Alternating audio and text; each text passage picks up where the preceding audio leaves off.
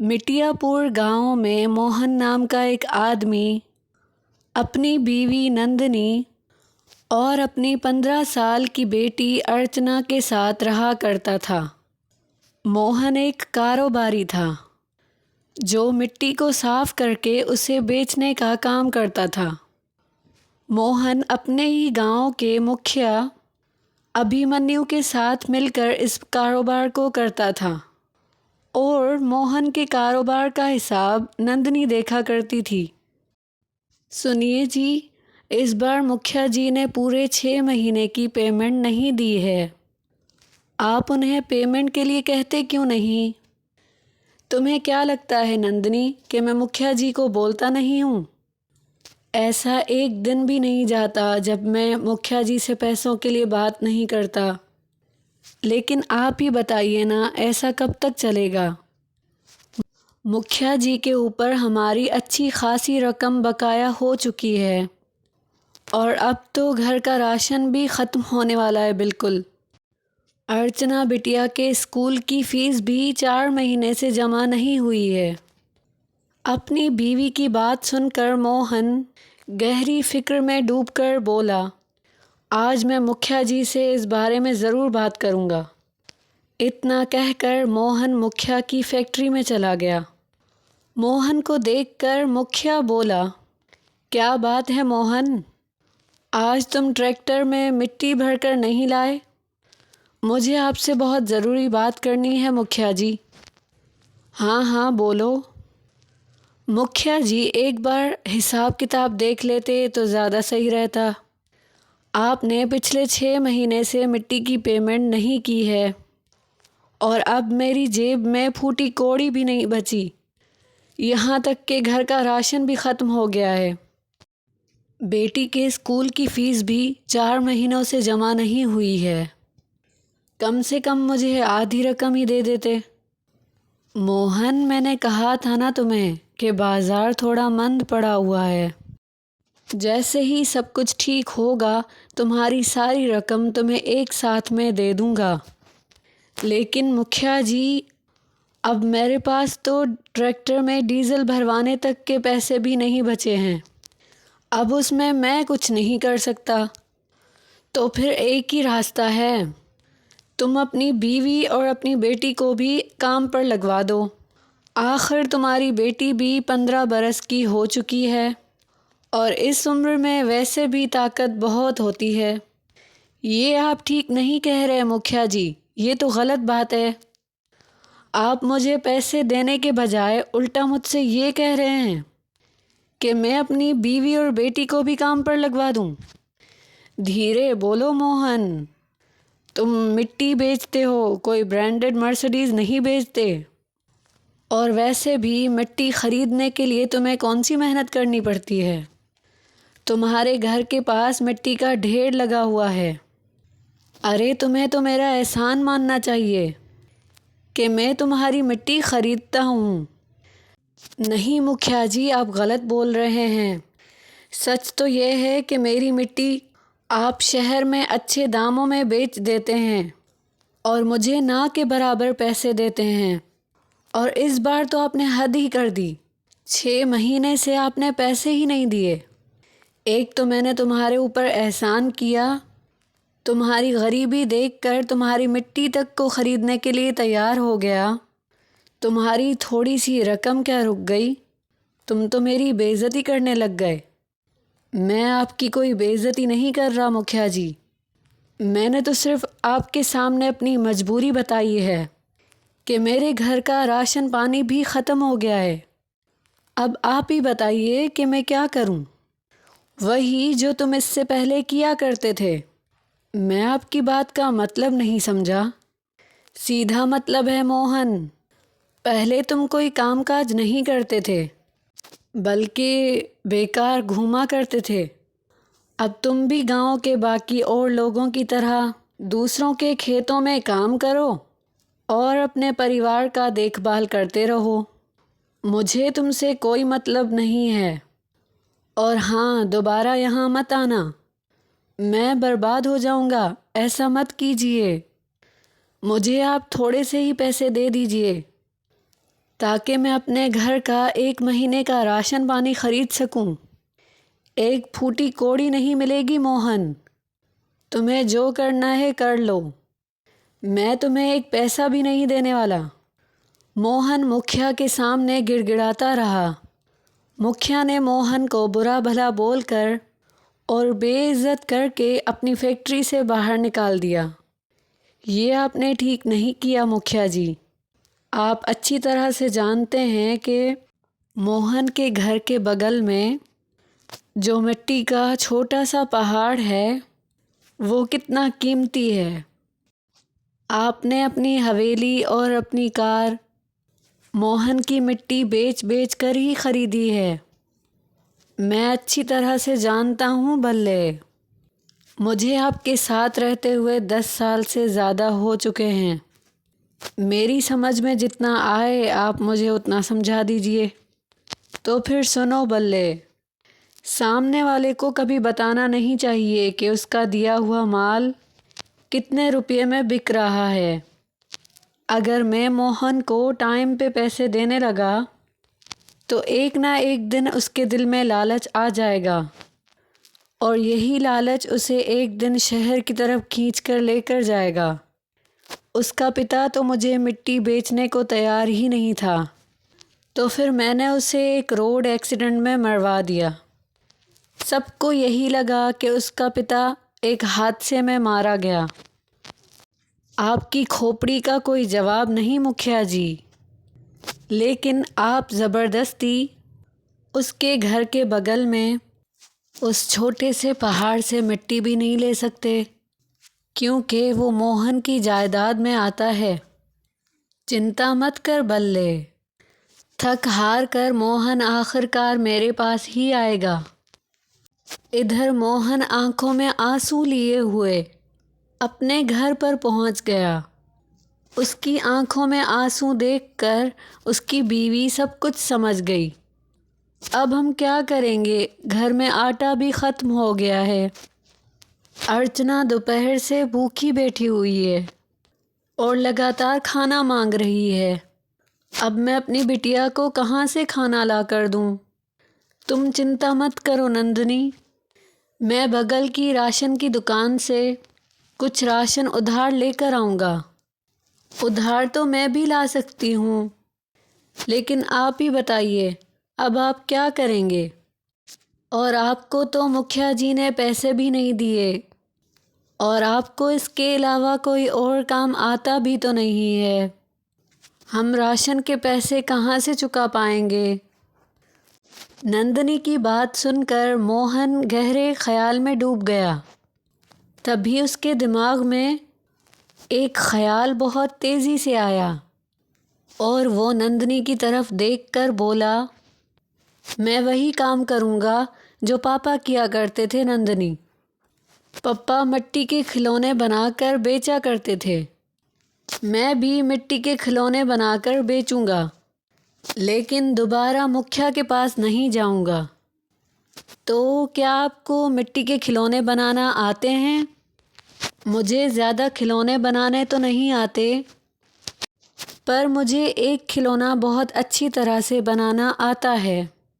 मुझे याद है जब पापा ज़िंदा थे तो वो मिट्टी की परी बनाया करते थे। मैं उस मिट्टी की परी के साथ दिन भर खेला करता था। पापा मुझे देखकर बहुत खुश होते थे। मैं उस मिट्टी की परी को बहुत अच्छे तरीके से बना सकता हूँ। उस दिन के बाद से मोहन मिट्टी की परी के खिलौने बनाने लगा।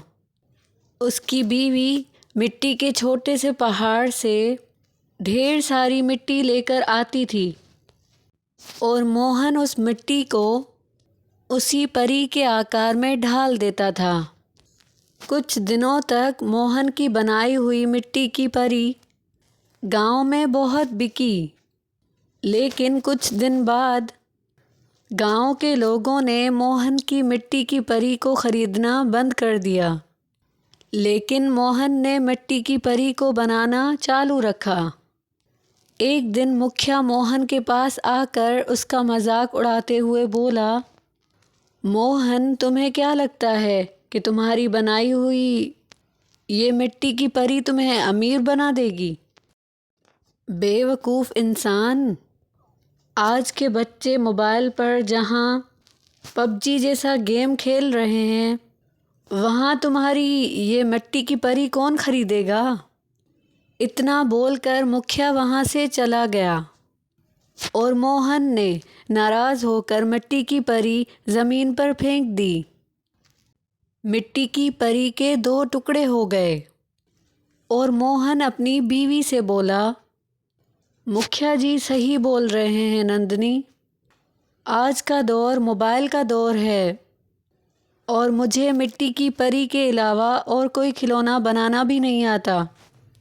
आखिर मेरी मिट्टी की बनाई हुई परियां कोई कब तक खरीदेगा। सच तो ये है कि मैं कुछ नहीं कर सकता।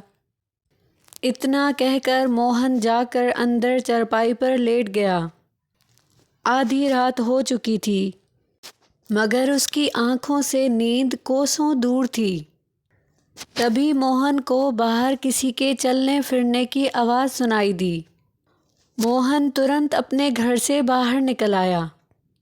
उसने देखा कि उसकी मिट्टी की परी, जिसे उसने तोड़ दिया था, अब वो जुड़ चुकी थी। मोहन ने तुरंत अपनी बीवी को उठा दिया।